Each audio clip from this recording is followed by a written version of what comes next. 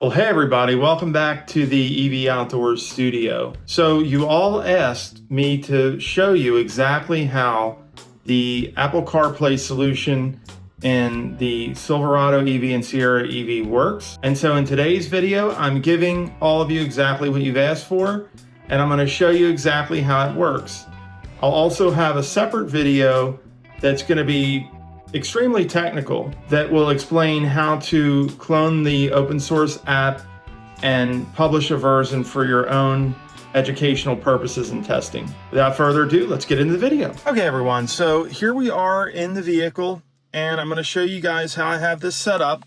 So there's my device down there. It's plugged into USB-C and it's sitting there.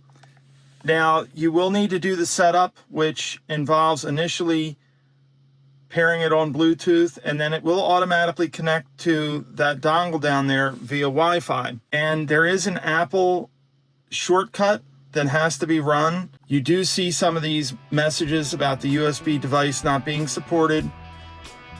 The shortcut automatically runs when it connects to the device's Wi-Fi. But here you can see when I scroll over, I have this open source EV Carlink. So I'm going to go ahead and open this app. And then you're going to get this permissions message. You have to hit OK to that. Now, if you're connected to another Wi-Fi network, you may have to go into your phone settings and manually connect to the AutoKit's Wi-Fi network in order to get this working. Otherwise, it may keep displaying a message about the USB device not being supported. Another thing you can also do is change the priority of the Wi-Fi network for the AutoKit so that it is a higher priority than your other Wi-Fi networks.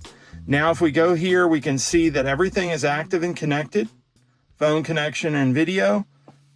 And as you can see, when I go back, I now have my Apple CarPlay and I can go into YouTube Music.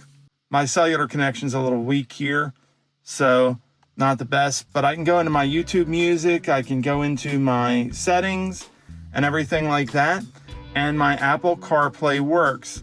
I'll show you another little short video on how to set up the automation for the shortcut. But again, hopefully this is something the developer is going to resolve in the future to where that won't be needed.